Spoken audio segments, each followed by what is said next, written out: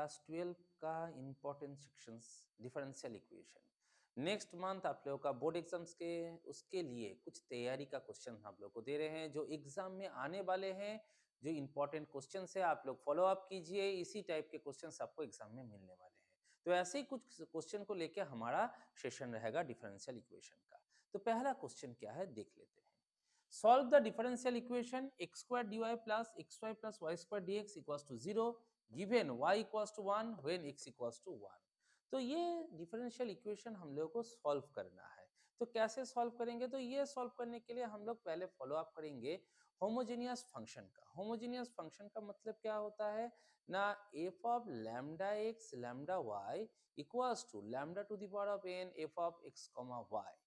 अगर एक फंक्शन दिया रहे और उस फंक्शन के एक्स और वाई के जगह पे हम लोग अगर लैम्डा एक्स और लैम्डा वाई को बिठाएंगे तो उसका फाइनल जो एक्सप्रेशन आएगा वो पुराने वाले रिजल्ट के साथ सिर्फ lambda to the power of n inclusion होगा। एफ ऑफ एक्स जो था वही एक्सप्रेशन हम लोग को वापस मिलने वाला है, सिर्फ उसके साथ एक कंपोनेंट रहेगा lambda to the power of n. N का वैल्यू यहाँ पे क्या होगा ना, डिग्री। डिग्री मतलब हाईएस्ट पावर। फंक्शन का जो हाईएस्ट पावर रहेगा वही एन का वैल्यू हो जाएगा। अगर हाईएस्ट पावर 2 रहा तो वो लैम्डा स्क्वायर आएगा। अब देख लेते हैं वो इस इक्वेशन में कैसे काम में आता है। तो देख रहे क्वेश्चन को ना, x square d y plus x y plus y square d x equals to 0। Side change किए तो x square d y equals to minus x y plus y square d x.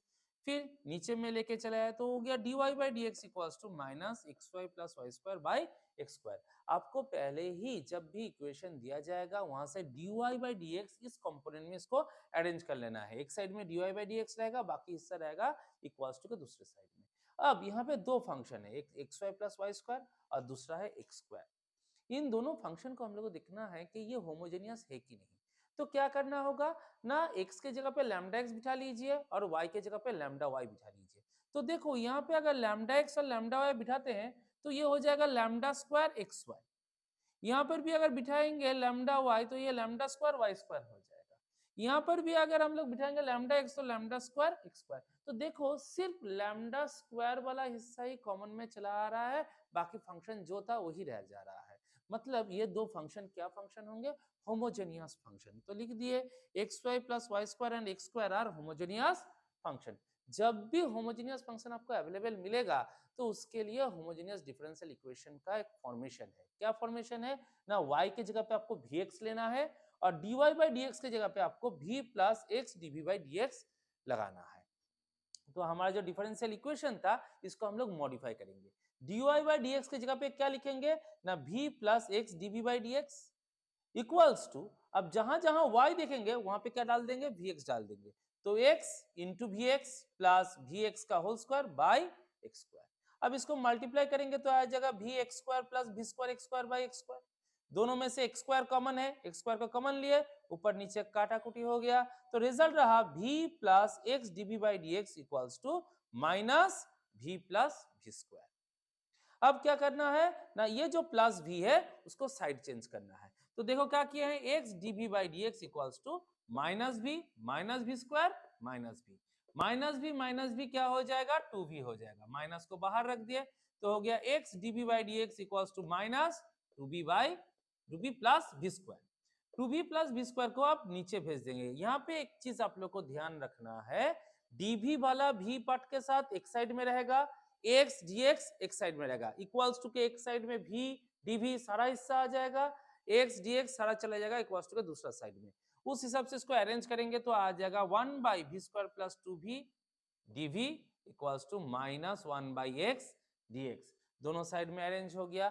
अब निचला वाला जो हिस्सा है वी स्क्वायर प्लस 2v, इसको हम लोग होल स्क्वायर पैटर्न में अरेंज कर लेंगे। इसके साथ प्लस 1 माइनस 1 लगा लेते हैं तो क्या हो जाएगा ना, we square plus 2v plus 1 मतलब हो जाएगा v प्लस 1 का होल स्क्वायर माइनस 1 स्क्वायर, क्योंकि प्लस 1 लगाए थे उसके साथ माइनस 1 दिया तो माइनस 1 का होल स्क्वायर हो गया। तो रिजल्टेंट आ गया। अब दोनों साइड को क्या करना है, इंटीग्रेशन करना है। तो इंटीग्रल 1 बाई v प्लस 1 का whole square minus 1 square dv equals to integral minus 1 by x dx। अब ये वाला एक फॉर्मूला है हमारे इंटीग्रेशन का कि 1 by x square minus A square dx, इसका क्या फॉर्मूला होता है ना, 1 by 2a log x minus 1 by x plus 1। तो उसी पैटर्न में यहाँ पे x की जगह पे v+1 था, इसको लिख लिया 1/2 log v+1 - 1 by v+1 + 1 minus integral 1/x dx का होता है log x, तो माइनस log x, और एक कांस्टेंट टर्म रह गया प्लस log c। यहाँ पे c नहीं ले सकते क्योंकि दोनों साइड में हमारे वेरिएबल के साथ log है, तो जो कांस्टेंट टर्म में रहेगा वो भी log के ही टर्म में रहेगा, तो उसको इसलिए हम लोगों ने log c लिख लिया। अब क्या करना है ना, +1 - 1 कैंसिल हो गया, तो हो गया half log v/v+2 equals to minus log x plus log c। अब v का वैल्यू क्या था ना, y इक्वल्स टू vx था, तो v इक्वल्स टू होगा y/x, तो यहाँ पे v के जगह पे y/x पुट कर दिए। अब इसका एलसीएम करके कैलकुलेट करेंगे तो क्या आ जाएगा ना, 1/2 log y/y+2x इक्वल्स टू, यहाँ पे log c minus log x का रिजल्ट होता है log c/x। लॉगरिदमिक रूल्स में कहते हैं कि अगर माइनस रहता है तो डिवाइड करना पड़ता है, तो log c/x।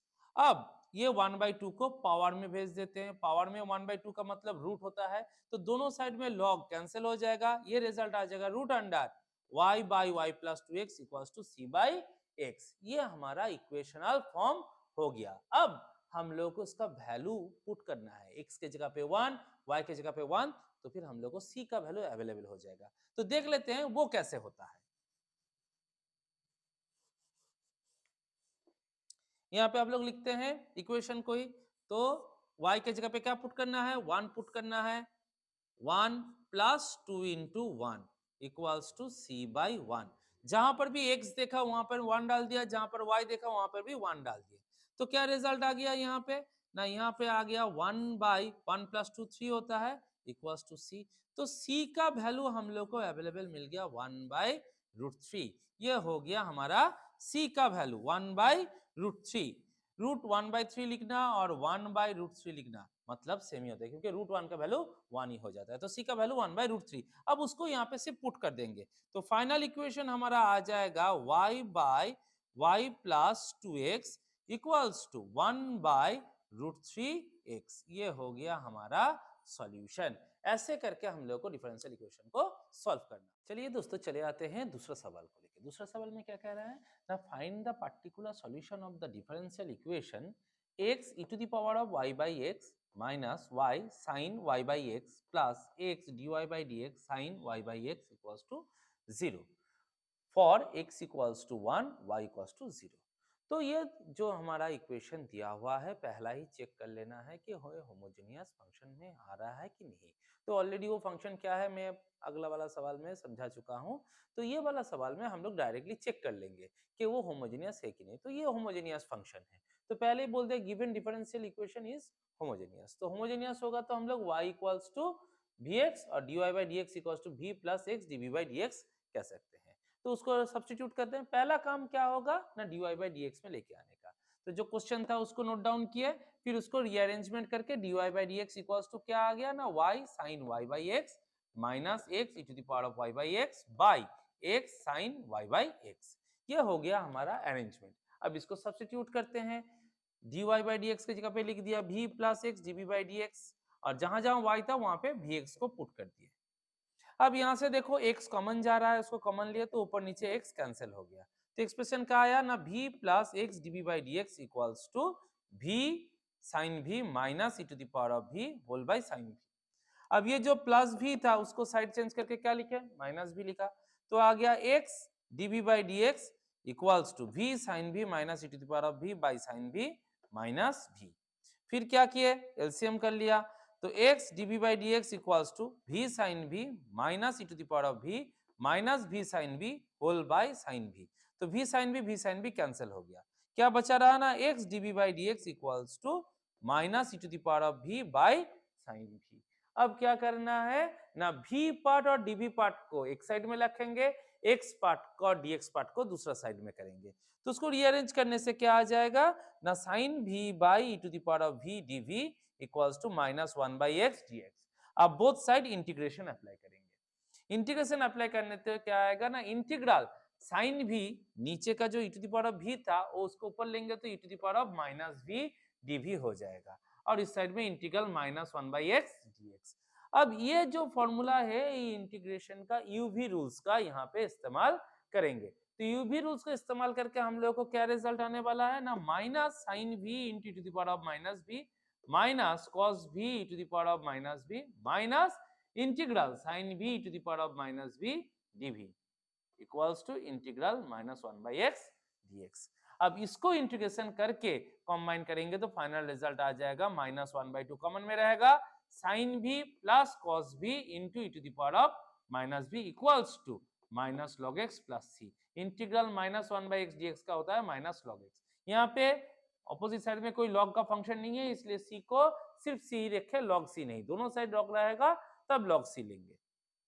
तब यहाँ पे v के जगह पे y/x को पुट कर देते हैं और 2 को दूसरा साइड में मल्टीप्लाई कर देते हैं, दोनों साइड का माइनस कैंसिल हो गया, तो रिजल्ट आ गया y/x plus cos y/x e to the power minus y/x equals to 2 log x plus 2c। तो यहाँ पे क्या कर लिए ना, sine y/x plus cos y/x e to the power minus y/x equals to 2 power में चला जाएगा लॉग के रूल्स के अनुसार, तो log x स्क्वायर और 2c को हम लोग c1 पकड़ लिए, एक वेरिएबल रख दिया वहां पे। तो ये हो गया हमारा एक्सप्रेशन। अब एक्सप्रेशन जो हो गया इसको हम लोग क्या करेंगे, वैल्यू पुट करेंगे, x के जगह पे 1 और y के जगह पे 0। तो इसका क्या होगा,